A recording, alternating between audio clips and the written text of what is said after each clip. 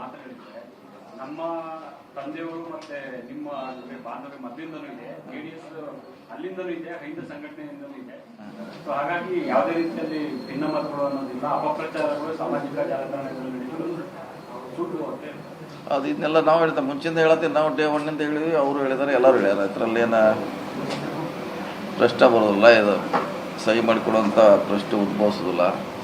ಆದರೂ ಅದಕ್ಕೆ ಹೆಚ್ಚು ಪ್ರಚಾರ ಸಿಕ್ತು. ಐ ಟಿ ಸೆಲ್ನಿಂದ ಒಂದು ಜಾಸ್ತಿ ಟ್ರೋಲ್ ಮಾಡಿದರು. ಒಂದು ಪಕ್ಷದ ಐ ಟಿ ಸೆಲ್ನವರು ಅದನ್ನು ಜಾಸ್ತಿ ಯುಟಿಲೈಸ್ ಮಾಡ್ಕೊಂಡ್ರು ಅಷ್ಟೇ ಒಂದು ವಾರ. ನಾವು ಮುಂಚೆನೇ ಹೇಳಿದ್ದೀವಿ, ಮತ್ತು ಎಲ್ಲರೂ ಹೇಳಿದರು, ಮನೆಗೆ ಅವರು ಅದನ್ನ ಹೇಳಿದ್ದಾರೆ. ಸೊ ಅದರಲ್ಲಿ ಯಾವುದೇ ನಿಜಾಂಶ ಇಲ್ಲ, ಸತ್ಯಾಂಶ ಕೂಡ ಇಲ್ಲ.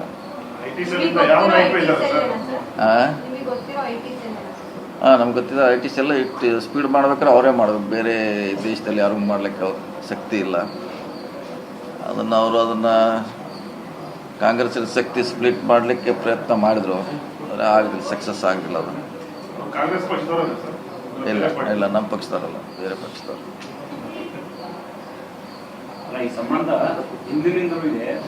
ಅದಿದೆ, ಅದರಲ್ಲಿ ಪ್ರಶ್ನೆ ಇಲ್ಲ. ಅದನ್ನಂತೆ ಚರ್ಚೆ ಅನಾವಶ್ಯಕ. ಅವರು ಸಂಬಂಧ ನಮ್ಮ ಸಂಬಂಧ, ಸೊ ಅದಂತೆ ಪ್ರಶ್ನೆ ಮಾಡೋದು ಉದ್ಭವಿಸೋದಿಲ್ಲ.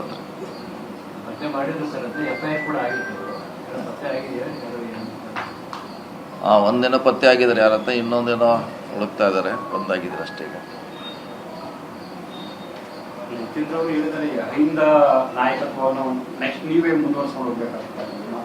ಹೇಳಿದ್ದಾರೆ, ಆಲ್ರೆಡಿ ಮುಂಚೆನೇ ಹೇಳಿದ್ದಾರೆ ಅವರು, ಇವತ್ತು ಅದನ್ನ ಹೇಳ್ತಾರೆ.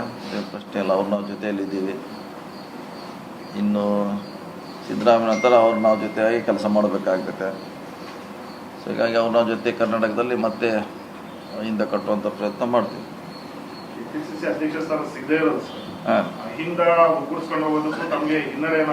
ಏನಿಲ್ಲ, ಅದು ಬೇರೆ ಹೇಳಿದ್ರಲ್ಲ. ಅದು ಹಿಂದ ಅಂದರೆ ಅದೇನೋ ನಾನ್ ಪಾರ್ಟಿಕಲಿ, ಪಕ್ಷಕ್ಕೆ ಅದಕ್ಕೆ ಏನು ಸಂಬಂಧ ಇಲ್ಲ.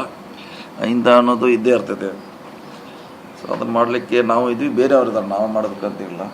ಹಿಂದ ಸಂಘಟನೆ ಮಾಡಲಿಕ್ಕೆ, ಒಯ್ಯಲಿಕ್ಕೆ ಸಾಕಷ್ಟು ಜನ ಇದ್ದಾರೆ. ಹಿಂದೂ ಇದ್ದರೂ ಮುಂದೆ ಇರ್ತಾರೆ.